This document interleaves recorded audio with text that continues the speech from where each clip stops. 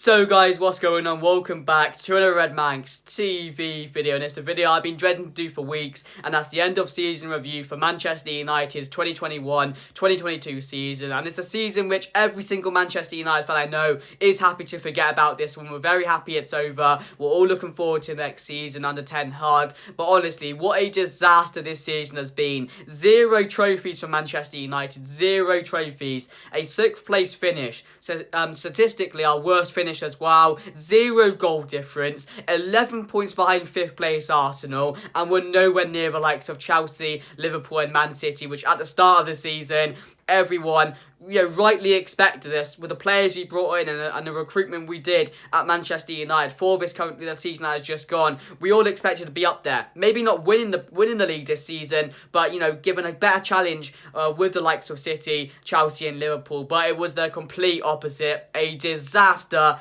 a horrible, a disgusting season Manchester United had. And I've never seen so many Manchester United players in one shirt let the team down with how much they did this season. I've never seen, so many of these Manchester United players put in, no effort this season. Not caring about the shirt, not caring about Manchester United. And that's just how it's been. And it's one of the worst seasons. It's probably been the worst season I've watched being a Manchester United fan. I don't know about you guys, but it's just been so bad. And I couldn't, I wanted it to end 7 or 8 weeks before, 7 or 8 weeks before it did end. Because that's when our top 4 hopes were over. That's when our season was over.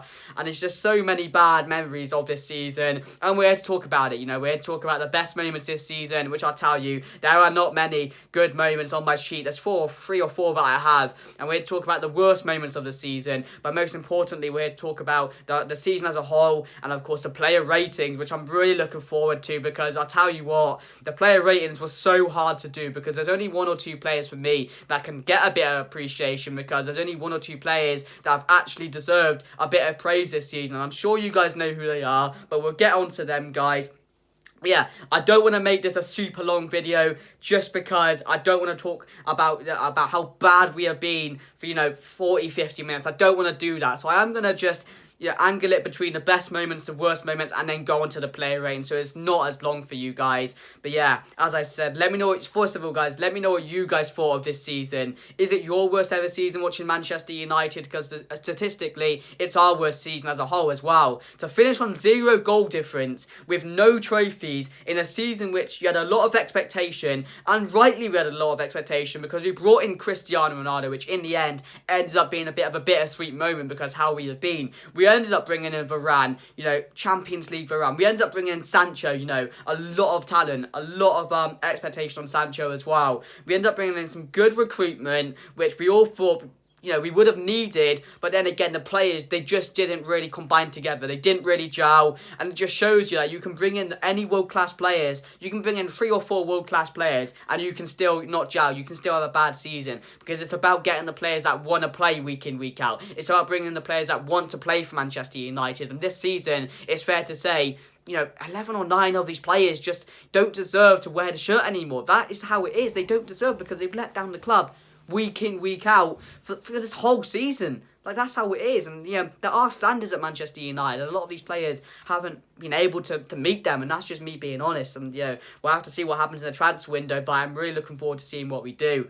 But yeah, guys, let's talk about some of the best moments, because I don't have many on here, but on my sheet right here, guys, I have the best moment being beating Leeds 5-1 at the start of the season. That for me was the highlight of the whole season. There's some others as well. There's beating Arsenal 3-2, which for me personally was a highlight, because I was there, I was watching it. It was one of my first ever Manchester United, or second ever Manchester United game, so we'll go into it. So that's probably my highlight of the moment. But if we're talking about it on a personal role, and not personal role, on a equal role, I'd probably say Manchester United beating Leeds 5-1 at the start of the season, because that was when we were all hyped. I think Pogba got 3 assists, Bruno got a couple of goals, and you were just thinking, this season's going to be good. Pogba and Bruno are going to be probably 2 of the best players, the best midfield combo in the league. We're all looking forward to how it's going to go.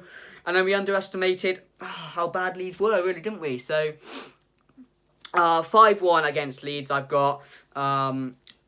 And I've also got, we started the season well, which we got off to a really good start of the season where we went on a couple of wins, got a couple of draws at the start as well, but it was a good enough season for me personally. Not good enough start to the season, I mean, for me personally. So that's probably one of the best moments. And of course Ronaldo coming back, because in the end, as I said, that was probably a bittersweet moment for me and a lot of you guys as well. Just seeing Ronaldo back, it was just an incredible thing which no one really expected to happen, and that's probably been another highlight of the season. And I'll tell you what, to think there was only 3 or 4 highlights of the season just seems like tells you how bad this season has been.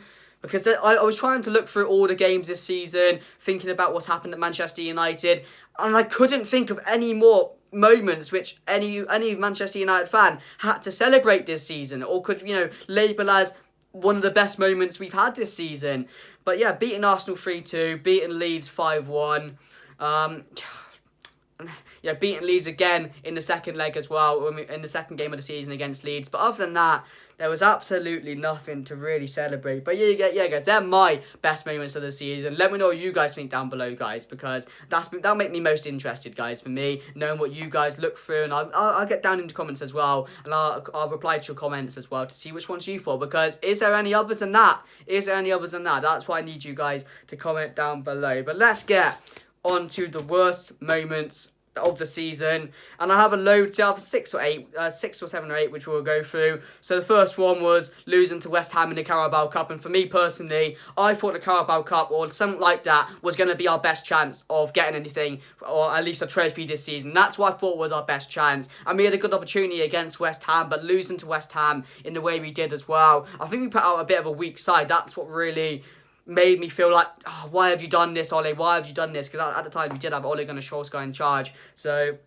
I was like, why are you doing this? And we ended up losing to West Ham. So for me personally, that's got to be one of the worst moments of the season, because I did think we had a real chance of doing something in the Carabao Cup, because we did need a trophy. And when the Premier League didn't look likely, and we were still in the Carabao Cup, we were still in the FA Cup, I was thinking, one of these trophies, we have to get one this season and place in the top 4 to deem this a successful season. And we didn't do any of that. At the start of the season, we thought as Manchester United fans, we were going to be up there. We didn't think top 4 was going to be a problem. Top 4 shouldn't have been a problem for Manchester United. But it ended up being a massive dilemma in our part, and a massive thing we couldn't overcome. And that just shows you, like, you cannot have any expectations for Manchester United, because they let you down year in, year out. So having expectations for Manchester United is just a thing you can't do anymore. And that's what I've learnt, really, with this team as well, because it's just shocking how we can bring in the players we did and do as bad as we did.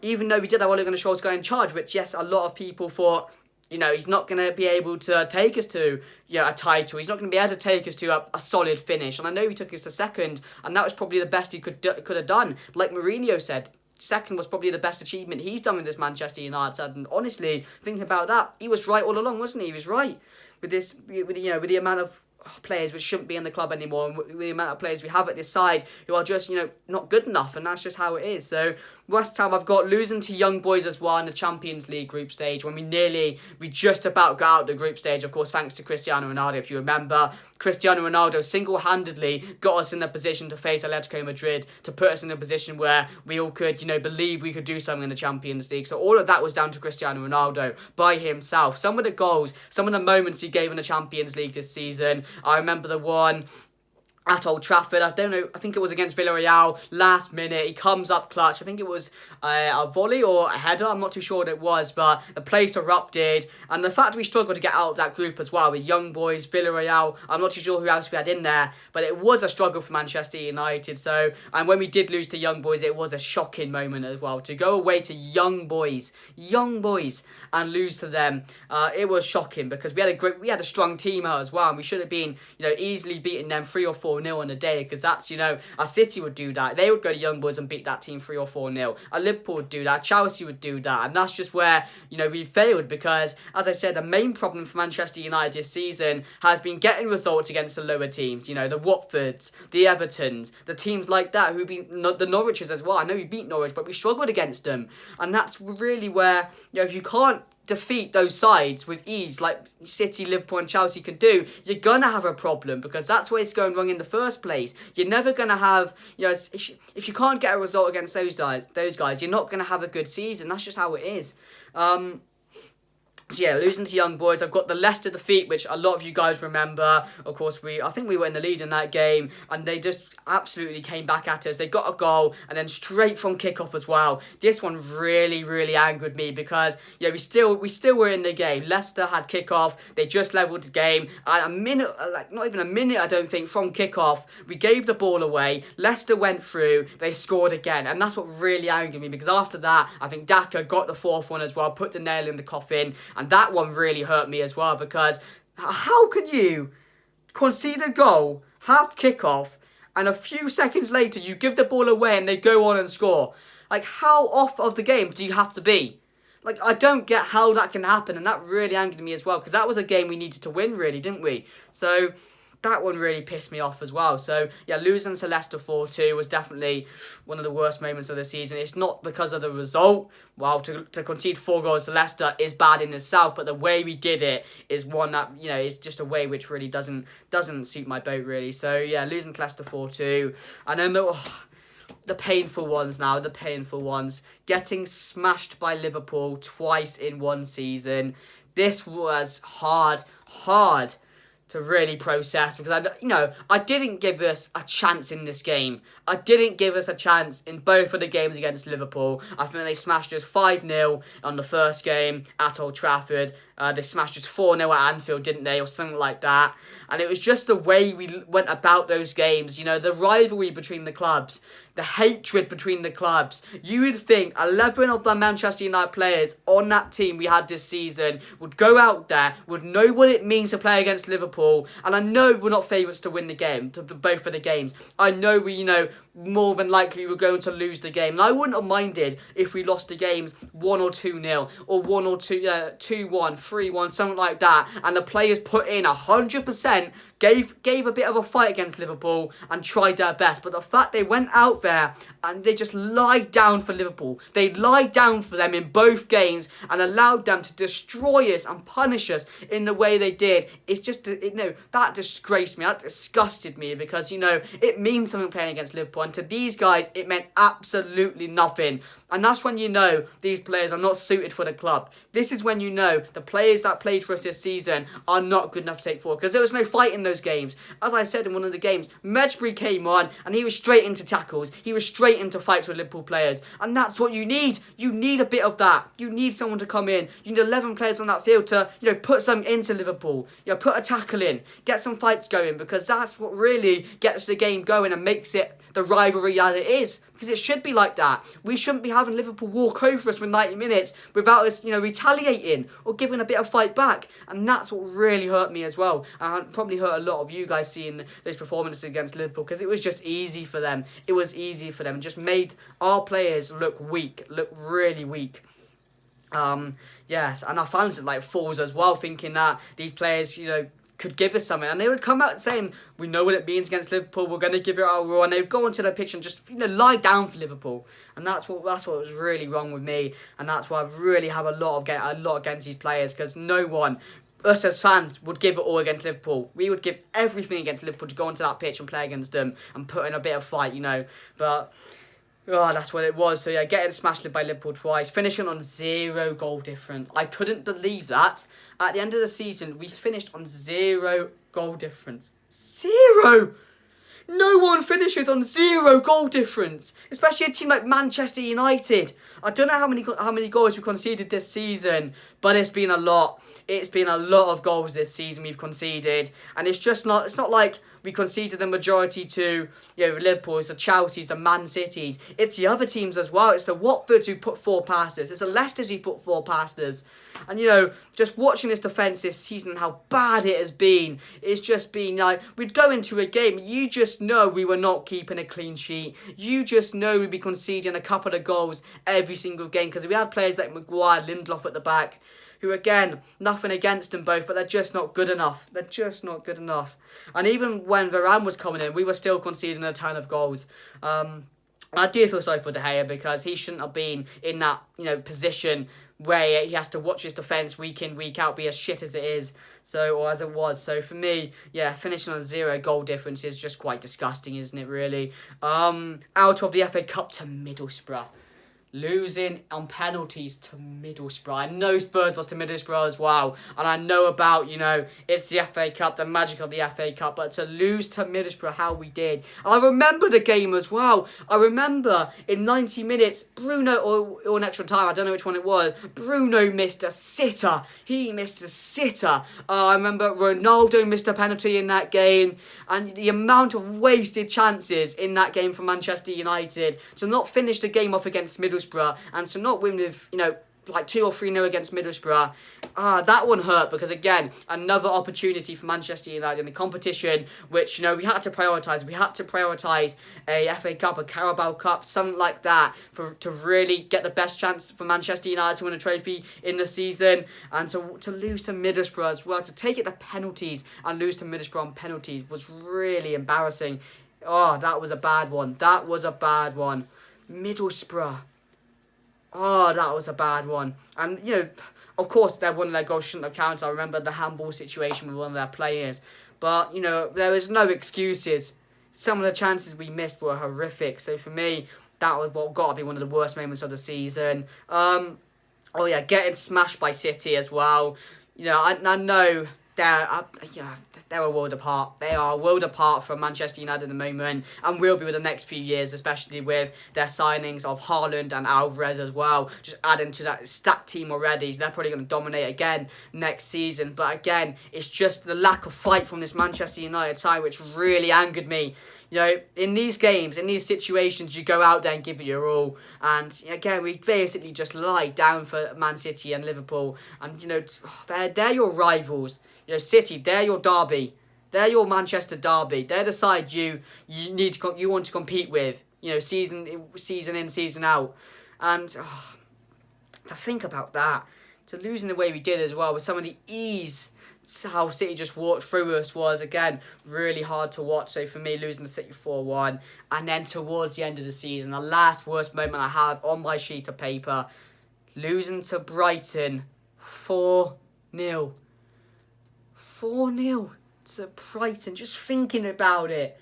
I know it's gone. I know the game's gone now. And that, it'll always be in the books. But the way we played that game, that one there had to be our worst performance of the season. I know we got battered by Liverpool twice. I know we got battered by City. Another one is the Watford one as well, which was a disgrace and should have been on his last game. It wasn't on his last game, but it shouldn't have been. But the one I want to talk about is the Brighton one, because that game, you're thinking it's the second to last game of the season. The season's been shit. You've not had it at all. The players have let down the club. They've let down the fans this season, week in, week out. And you're just thinking, with 2 games to go, give something for the fans to go off and be optimistic about looking for next season. And then we get smashed up 4-0 to Brighton. And we got dominated. Every single one of those players, destroyed us. Absolutely destroyed us. Some of the goals they scored were easy.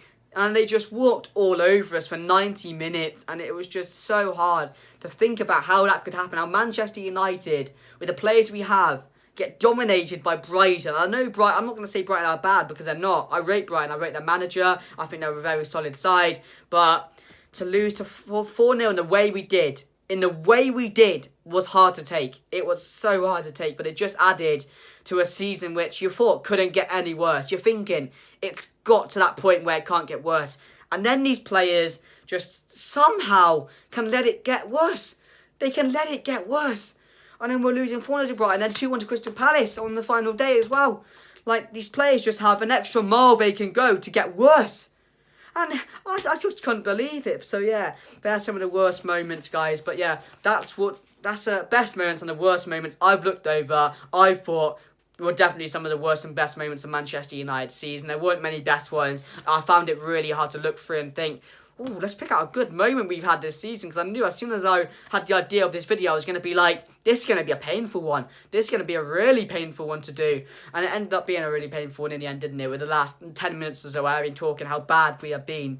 So yeah, guys, let me know your best moments and your worst moments of the season for Manchester United. I'd be really interested to see if you agree with me on some of these, and other ones I've missed out as well, because I just looked through and picked out the worst of the worst ones. So let me know what you guys think down below, guys. But it's time, guys, to move on to the dreaded player ratings of 2021 and 2022 for Manchester United. And let's start off with David De Gea. And for my player ratings, guys, there are going to be some players I don't rate on here because I don't think they've had enough appearances. For example, Telles, who hasn't played too much, so I can't really judge him on that really of the whole season because I'm looking to do it as a whole season. So I'm only going to rate the players who played the majority of every single game this season. I think that's fair, guys, to do. So the likes of Telles, Cavani, and other players like that won't be getting a mention for me personally. So I'll still rate them at the end, guys, for their performances, but I'm going to go through the main ones first. So for me, let's start with the goalkeeper. And for David De Gea, I have gone with an 8 for David De Gea. An 8 is the joint best for me. I will put that out there now as a bit of a spoiler. 8 is the joint best. So I have gone David De Gea an 8. And for David De Gea this season, for me, has come back to his best. The amount of times he's saved us, I tell you what, if it wasn't for David De Gea and Cristiano Ronaldo this season, we would be fighting mid-table. We'd be fighting down there, not near the relegation zone, but around that zone. That's where we would be. Because without De Gea, we would have conceded a bunch of more goals. Without De Gea, we would have lost, a few more games than we did. And for me, De Gea this season, some of the saves he's made, spectacular. And I think he's been up there with probably one of the best Premier League goalkeepers this season. And for me, I'm really happy because I love De Gea. And seeing him back to his best like this, it's been painful for me. So I feel for De Gea, I mean. That's what I was going to say. I feel for De Gea. It makes me feel really hard to think he's been watching his defence this season and he hasn't had any help at all from his defence. He's had zero help from his defence. And for me, he couldn't have done too much about the losses we took this season. He couldn't have done too much. Yes, his distribution is a bit questionable and he needs to improve that, but that's not what I'm worried about. There's more things to be concerned about with this club at the moment, and I think De Gea has been a shining light this season for me and has been one player who deserves a lot of praise. Because it's hard for De Gea because he went through that phase where he wasn't good. He went through that phase where people were like,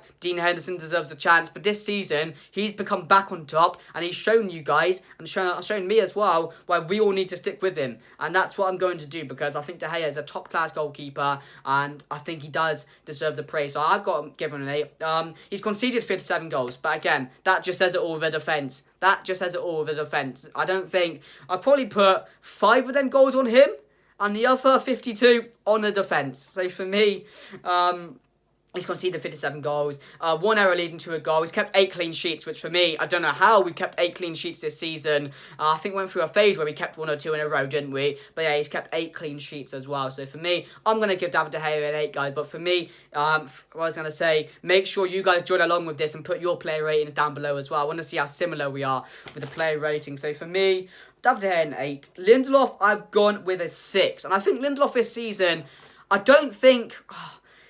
He's not been a Manchester United standard centre-back. He's not been that. But he's not been as bad as Maguire, in my personal opinion. He's had games where he's been shocking. I'm not going to lie. He's had games where he's been shocking. But he's also had games where he's been one of the better players in our team. He's been one of the better defenders. And we've been saying that quite regularly this season with Lindelof. So for me, I'll give him a 6. I don't think he's been as bad. But for me personally, going forward, I don't think he's a centre-back that will be staying in the side. I think he's going to leave eventually. I think his time will be up at Manchester United. But yeah, he's had a really good few assists as well. I remember that one ball to Rashford, I think it was, which was really good. And he has attention to do that, he does do that. Yeah, he loves a long ball forward and we can rely on him for that. But yeah, he 69% tackles won, 0 errors leading to goals, 88% passing accuracy.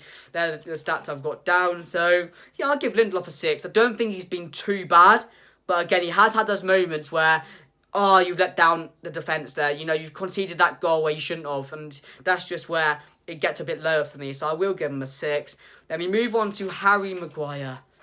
And for me, I've got him down overall as a 4 this season. For me, how do you keep someone in this side who's been as bad as he's been? How does one player, there's been a few players like this, how does a player perform as bad as he has done in multiple games this season and keep on getting minutes and keep on getting played by the manager? It just shocks me because he has been awful. He has no speed. The only thing I can say positive about Maguire is he has had 1 or 2 games this season where you're thinking, Yeah, he's been alright. This is what Manchester United captain should be like. But again, the other 36 games this season, he's made mistake after mistake. He's just been not good enough. And the amount of errors he makes as well, the fouls he makes where he doesn't need to, the cards he picks up. Oh, he's just so bad. And I've not seen a defender worth 80 million and be a captain of Manchester United be such a disgrace of a player for a club. Especially for a captain as well. Like, how is he Manchester United captain? It does really baffle me. So for me, I'm going to give Maguire for 73% error. 73% error. 73% errors this season from Maguire. That's how bad he has been. 73%. Oh no, that was wrong. 73% aerial duels won. That's what I've got here. I've got one error leading to a goal, which I saw on the site, but there's definitely been more. 62% tackles won. Yeah, so sorry about that. With 73% aerial duels won. And you expect Maguire to win his aerial duels because he is as tall. And another thing I'll say about Maguire is in a side, Burnley side, a Norwich side, players like that, or teams like that don't play a high line, I'd say more of a Burnley, he would be good. He would look like one of the best centre-backs in the league because he doesn't have to go up. You don't have to play a high line because he doesn't have speed. He can't play a high line. And at Manchester United, we want to play a high line. You know, we want to play like that. Under Erik ten Hag, I'm not too sure if it'd be in the same manner as that or play in the same way. But again, I just don't know how we can keep a player who's been this bad for us. Like, game after game, we would look at Maguire. We'd like every player ratings. I'd be Maguire. I'd be like, 3, 2, being crap. I don't know how many games I've said that this season. I'm sure you can go over the videos and check, but yeah. I'm going to give Maguire 4. Thought he was awful. I won't rate Varane on this just because he's not played too many games, but yeah, I'll get onto him a bit later. So next, Diego Dalot. Oh, Diego Dalot. For me, I'm going to give Diego Dalot a 5. I mean, since he came back from AC Milan, he has been alright. I mean, he's not been too bad, but again, I just think his end product is really shit. And he's one player which, for his end product, he was praised for. At AC Milan, his crossing ability, you know, his ways of getting forward, creating chances, was really good at AC Milan. Came back to Manchester United, and he's got a 24% crossing accuracy since he joined. 24%, and you'll see this. It's, you know, it's with a lot of these players, a lot of the fullbacks, with Shaw, Dalot, Wan-Bissaka, Telles, the crossing accuracy is very, very low. And this is 24% crossing accuracy, 17 successful dribbles. But for me personally, since he's come in, he's been a 5. He's not been too bad. I think he's been better, one of the better of the fullbacks for me personally. But again, his end product has been awful, and that's going to be a major problem because, you know, with Ronaldo in the box, you feel for him really because he could add another few goals if, you know, our fullbacks could cross and create chances, and maybe you're giving him some more chances to thrive off this season. So for me, I'm going to give Diego Dalot a 5. For me, Luke Shaw, I'm going to give a 4. Of course, he had that major injury, which kept him out for a very long time, which originally got replaced with Alex Telles. But again, Shaw, we all praised him last season. Last season, one of the best players in the side, up there player of the season, and the drop-off he's had. It's happened with a lot of these players. A lot of players that were good last season have just dropped off. Just absolutely dropped off this season, and Shaw has been one of those unlucky players for me, so I will give him a 4. I thought, you know, 46% duels won, 62% tackles won, a 15% crossing accuracy. He gets lower and lower with these fullbacks, 15%. And again, another problem with Shaw and a few of these players is they're a bit ill-disciplined. Let's be honest, they're a bit ill-disciplined. 8 yellow cards picked up. I think Bruno's up there with yellow cards, Maguire's up there with yellow cards as well, and that's been a problem as well. Just giving away silly fouls, getting yourself silly yellow cards has been a problem with this side as well. Just a bit too aggressive. So yeah, for me, Shaw 4. And again, he's massively dropped off because last season, and for England, he has been insane. But when he comes to Manchester United, he gets that feeling which he wants to drop off again.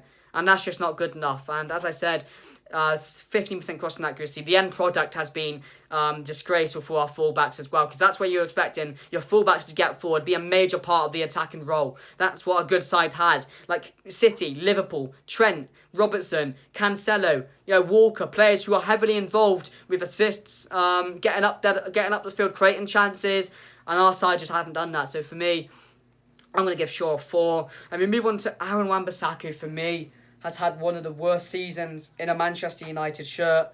There's one player that's been worse than him. There's one player that I think in this Manchester United team has been worse than him. But Aaron Wan-Bissaka has just set one of the lowest standards of a fullback I think I've seen at Manchester United. I don't know how bad you can be, but he's been that bad. He has been that bad. I didn't think I could watch a player and think you can get worse and worse and worse and worse and worse.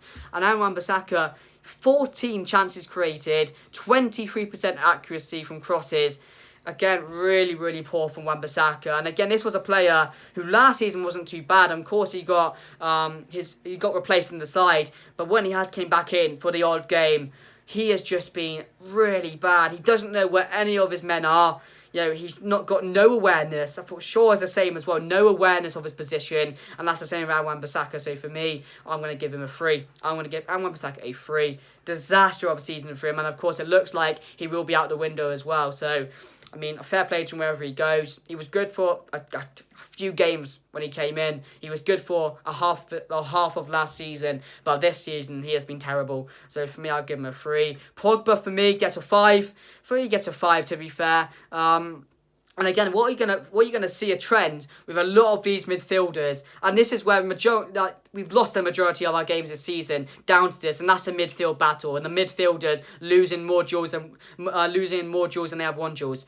That's been a massive problem as well, because if you're losing more duels than you're winning duels, you're gonna have problems. You're gonna lose the game because you can't be doing that. So Pogba for me gets a 5. Again, he's gonna leave Manchester United, and let's be honest, he never wanted to be here in the first place, did he? Let's be honest.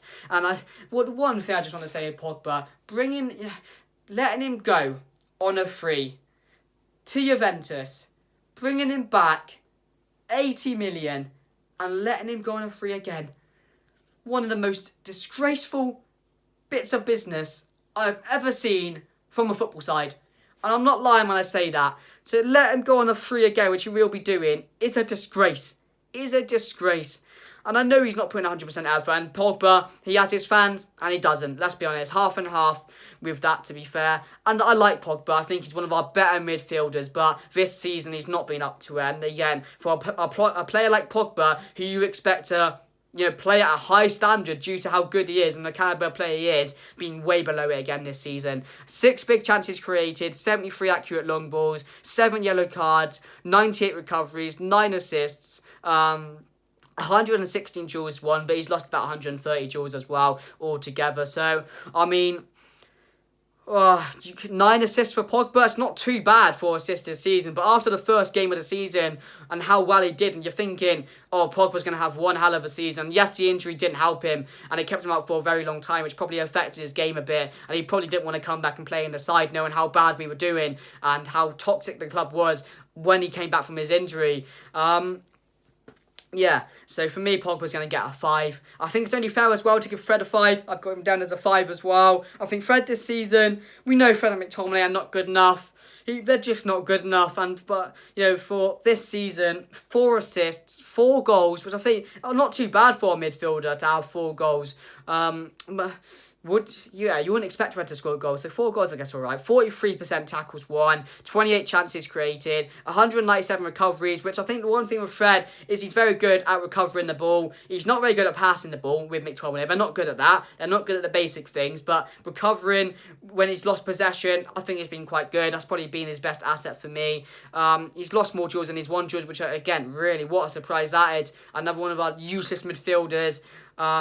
Losing more duels than they're winning duels. So for me, I'm going to give Fred a 5. We know he's not good enough, but he's not had a good season. He's probably been the second best midfielder we've had this season, but yeah, I'm not going to give him too much praise on that. So I'll give him a 5. And Bruno, for me, gets a 6. I think the thing with Bruno, ever since he signed that contract, and it's just been towards the end of the season, when he signed that contract, he has been shit. He has been really bad. He doesn't look himself. He's not helping out in the way he used to. He's not scoring enough goals. He's not getting enough assists. And for me, that's been a problem as well, because with Bruno Fernandes, he's that one player in this team who can change the game. He's that one player in this side who is the creator of the side. And when he's he's not creating and when he's not playing the best of his game, there are problems. You get problems and you don't get the output you really expect of a team of Manchester United. And that's what happened this season. So for me, Bruno Fernandes gets a 6. And again, considering last season how good he was and how massively he carried this side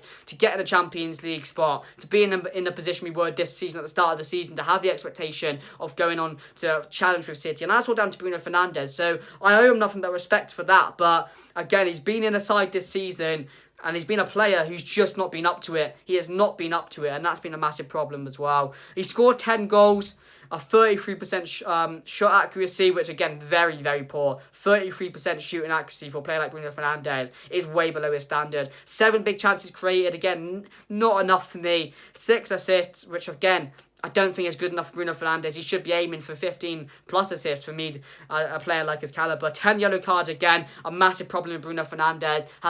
He's a bit ill-disciplined. Let's be honest, he's a bit ill-disciplined. And again, the thing I need Bruno Fernandes not to focus on is just arguing with the referee. Get on with the game after your challenges. And, you know, the lying down on the floor, the moaning at the ref just needs to stop. It needs to stop. And that's a problem I have with Bruno Fernandes. He is a good player. He's a very good player. And he can get back to his best. I believe that under Ten Hag. But he just needs to cut things out of his game. But yeah, he's been nowhere near good enough. There's not been enough output for me for Bruno Fernandes. So I have given him a 6. Matic as well, I'm going to give a 6. And I have a lot of praise for Matic. As I said a few months ago in one of my videos, if Matic was 10 years younger, he would be one of the best midfielders in the league. I'm not lying when I say that. Because, you know, he's been one of the best midfielders for Manchester United. A midfield that has been disastrous. That has lost every midfield battle. That has been second best at everything. So for me, Matic, I got praise for him. So I will give him a 6. I think he's been one of our better midfielders, because when he's in the midfield, there's just more control about it. You feel a bit more like, well, yeah, we can do good this game. We can control the midfield battle. So for me, I'll give Matic a 6. 124 recoveries, 4 assists. More duels lost than 1, but again, the whole midfield, bar one player actually, has lost more duels than they have won. 124 recoveries, 87% passing accuracy. So for me, Matic, I have a bit of praise for him. I will give him a 6. I think he's been very good. Of course, he is leaving Manchester United, so I mean, it's time to go as well. I don't think he's got the legs anymore to play in the Premier League like Mata, so I'll give him a 6. McTominay, I'm going to give a 4. I've never seen, and this is worse than Maguire, I've never seen 2 managers as clueless as Rangnick and Ole were, to allow McTominay to play 90 minutes most games, to play him week in, week out, knowing every single game, or the majority of games, he would put in a disaster class to keep on playing him, to keep on giving him praise. I cannot believe how many times this season he let down that midfield. I cannot believe how many times this season he was allowed to play game after game, or important game after an important game, when he was performing to the level he was. It was beyond me. Like, honestly, him, Ole and Rangnick, they must have had something going. They must have had something going on with each other, because, it was disgraceful how he was allowed to play the games he was allowed to play week in, week out. It really was. And, you know, 9 yellow cards, 201 duels won.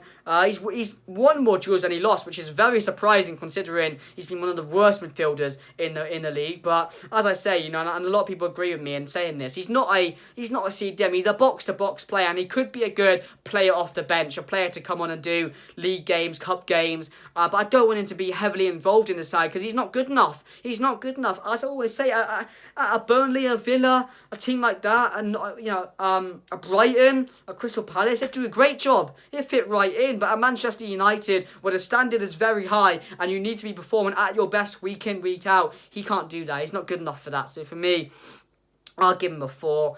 I'll give him a 4. And then we move on to the strikers, guys. Cristiano Ronaldo, and for me, I'm going to give him an 8. I'm going to give him an 8. Of course, bringing him back to the club, whether you like the decision or not, whether you thought it was the right decision or not, I didn't think it was a bad decision. I didn't think it was a wrong decision, but we needed more. We needed a CDM. That's what I said at the start of the season. And I said, if we don't get a CDM, we're not going to do well. If we don't get a CDM, we're not going to be able to compete up there with the likes of the top teams like City, Liverpool and Chelsea. And I was just proved right. I was proved right, because where have we lost the majority of our games this season? The midfield. What has let us down the majority of the games this season? The midfield. Where has been our weak point for the whole of the season? Our midfield. It's just come back. And I think a lot of people knew it. People, of course, got overjoyed with Ronaldo, may have gone too over the top with that. But again, I didn't think it was a bad decision, because How many goals has he scored this season? 18 goals. 18 goals in the league. Near the likes of Son and Salah. And if our fullbacks created more, if Bruno Fernandes was on it more and had more output, he could have won the Golden Boot. I fully believe that. So for me, I'm going to give Ronaldo an 8. Joint with De Gea as probably player of the season. So 18 goals for Ronaldo. And 39% shooting accuracy, which again is very poor for a player like Ronaldo. Very poor. He has done that this season at points where he's just been a bit too greedy at times. But again, it's Cristiano Ronaldo, so I don't blame him for doing that because we know how good he is. One of the best players, if not the best player in the world. In my personal opinion, the best player in the world. Not at the moment, but overall. So for me, I'll give Ronaldo an 8. 13 big chances missed again. A few more of those and you wouldn't have, a few more of those scored and you're possibly going on to win the Golden Boot. So, I mean, it's just about more service is needed. But again, Ronaldo needs to be on it again next season. 7 big chances created, so he's not just been heavily involved in the goals, he's been heavily involved in creating chances as well. And we'll come up with the likes of Rashford and Sancho, who've not been, especially Rashford as well, because I can't put too much on Sancho.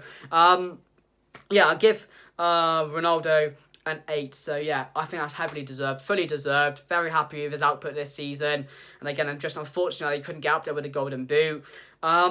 I will rate Varane, guys, so because he has played a decent amount of games for us, hasn't he? I will go back and rate him. So I will give Varane a 6, to be fair. I think since he's come in, he's showed his level of experience. Of course, he's just getting into the league, and it's very different from the Liga, so I can't put too much on him. We're not going to talk too much about him, because he's not had a full season at Manchester United, but I have been impressed with him. At times, he has showed a few errors. He can be a bit error-prone, but again, he's just getting used to the league, so I won't put too much on him. So we'll just give him a 6.